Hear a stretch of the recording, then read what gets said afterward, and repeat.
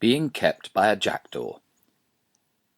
At a country fair, a couple called Dave and Di Nelstrop came from Bow, in Dorset, to sell tansy pancakes, bringing skillets, a brazier, a mound of flour, and eggs.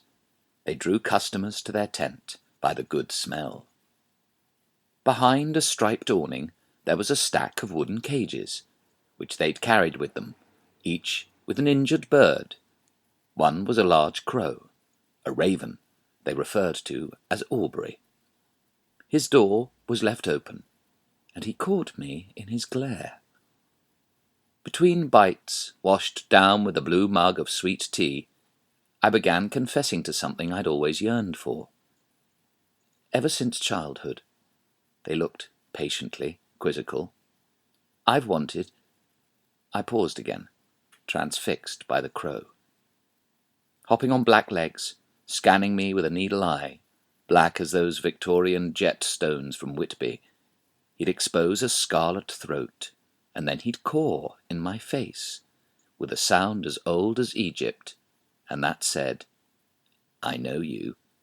I've pecked your ancestors' bones and nibbled your DNA, and I'll penetrate your soul with my carrion cries." Aubrey's eerie presence triggered an old boyhood dream of having a jackdaw on your shoulder, like a pirate. Whispering secrets in your ear, this jackdaw would speak in a language that only you could understand. You and the jackdaw, you and this bird, a medieval bond like Arthur's falcon trained by Merlin. Only a jackdaw would be much more worldly wise, independent, and even faintly criminal, lifting jewels from open windows if you were broke, teaching you things no one else knew. As I watched Aubrey retire to his cage, demanding food, and a cloth draped on top so he could sleep, dusk settled, and Aubrey fell silent. Then I blurted it out. "I've always wanted to look after a jackdaw." Dave Nelstrop said casually, "Oh, we've got one. A fledgling. It was too poorly to bring. It's being fed by a dripper, with touches of brandy. It just fell out of its nest in a bell tower." They promised to bring it when next they were passing.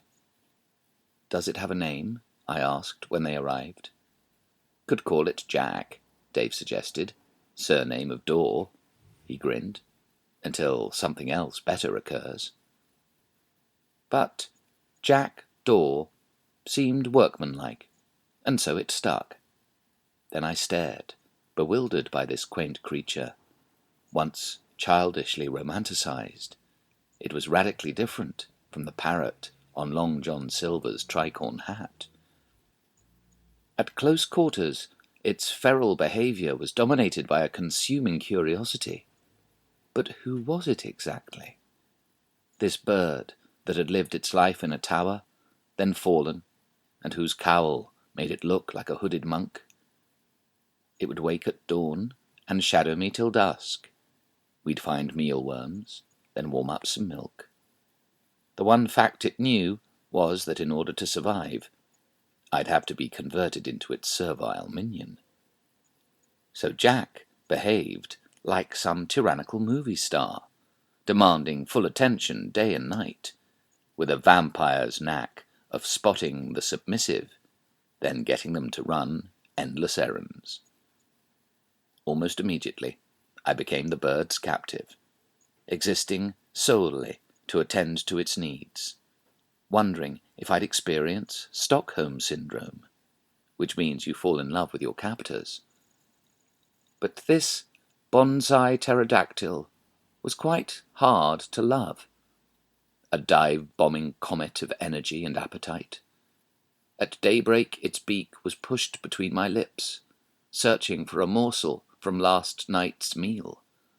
A bony road drill picking at your teeth was how Jack alerted you to the unpalatable fact that instead of being an independent human being, you are now mobile carrion, ruled by a bird.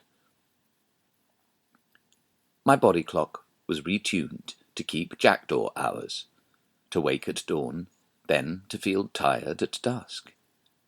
It was unsettling to fall asleep as soon as it got dark, and realize how electricity had made you a moth.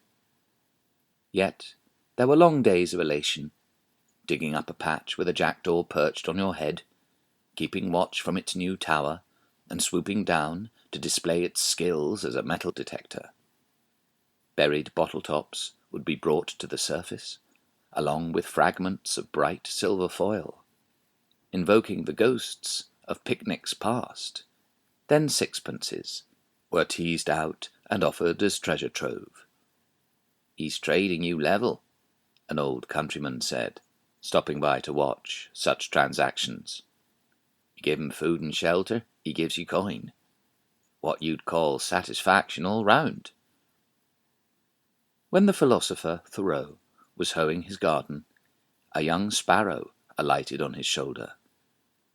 Thoreau said he felt more distinguished by that event than by an epaulette. I knew what he meant. Another visitor, Bernie Skuse, a poacher from Bristol, said, "Tell you what we used to do, boy. Sharpen the edge of a coin and set it under his tongue. Cuts through the tendon. Then he'll talk." I thanked Bernie, but I said I wasn't sure that I wanted to torture Jack into speaking my language. I guess he'd just tell me what I'd taught him to say, and I imagined he had thoughts of his own. Bird-like thoughts, from a miniature mind, eons old, that had evolved feathers and grown them from skin. Initially earthbound, it had had Icarus's dream of flying itself higher and higher till it stayed aloft. I'd now also dream nightly. I had wings on my shoulders. I steered with the feathers sprouting from my heels. And I'd wonder, since I woke feeling a firm ally of this elf, if he could have been the projectionist of such flights. Then, gradually, I suspected that he was preparing to go.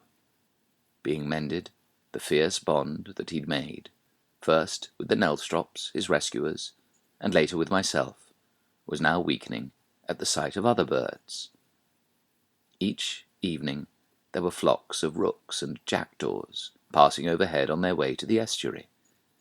Jack looked up at them and gave a quietly uncertain cry, belonging neither to one world nor the other. Each day was spent on my shoulder, and each day he'd fly off, and would always come back.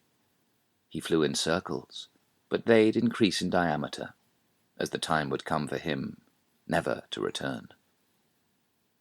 I'd look up at the sky, studying tree after tree, and ask people if they'd seen a jackdaw. "Pinch something of yours?" That's what they do. And I would realize that in a way he had.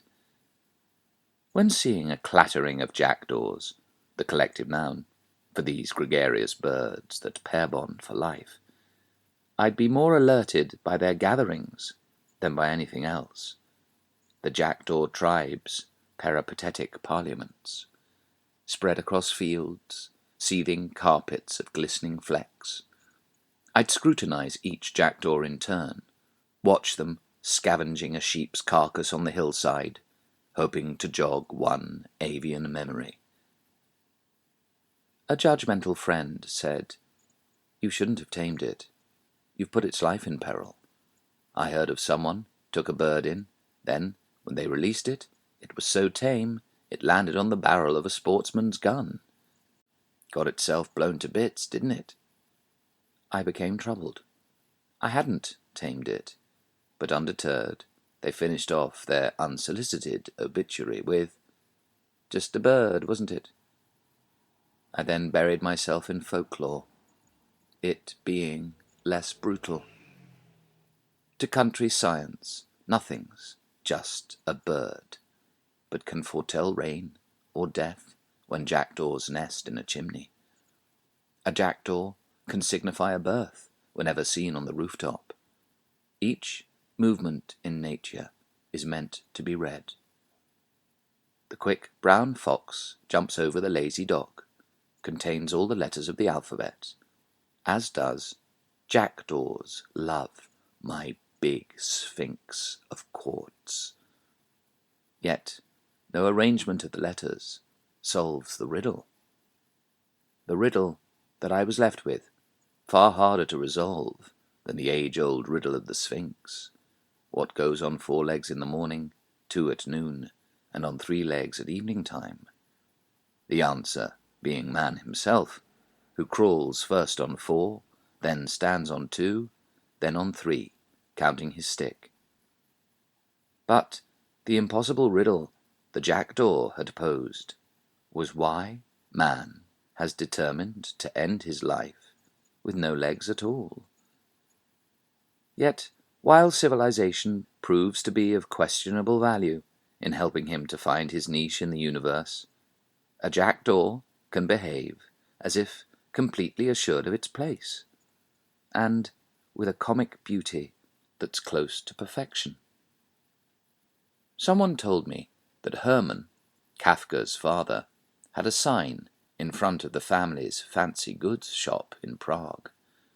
It was a painting of a jackdaw set above their trade name, for Kafka means jackdaw in Czech. I discovered Kafka had always identified with his namesake. He described a jackdaw kept by the coal merchant near Tian Cathedral as my relative, saying he sympathized with its longing to disappear between the stones. Kafka told the young poet Gustav Janusz, "We find relations with animals easier than with men," adding that animals are closer to us than human beings. The coal merchant's jackdaw struck a chord. Unsurprisingly, for birds are the uncredited inventors of music, and all of them continue singing for joy, cost-free, unlike man's derivative warblings for profit. I hope you love birds too, Emily Dickinson asked. It is economical. It saves going to heaven. I do. It is. It does. I still see that questing figure. I pick up on his cries, the "Chack, chack" 8 times, and the eyes, the pale blue iris, and the intense pupils studying things miles away. Jackdaw, a foot long, black shot with steel blue, grey neck, demonically sprightly, bustling and strutting, jerkily swaggering, then pausing to shuffle along the ground as he turns everything over, clods and stones, searching for something reflective to present with a flourish, while ripping up rival possessions, like books, into shreds.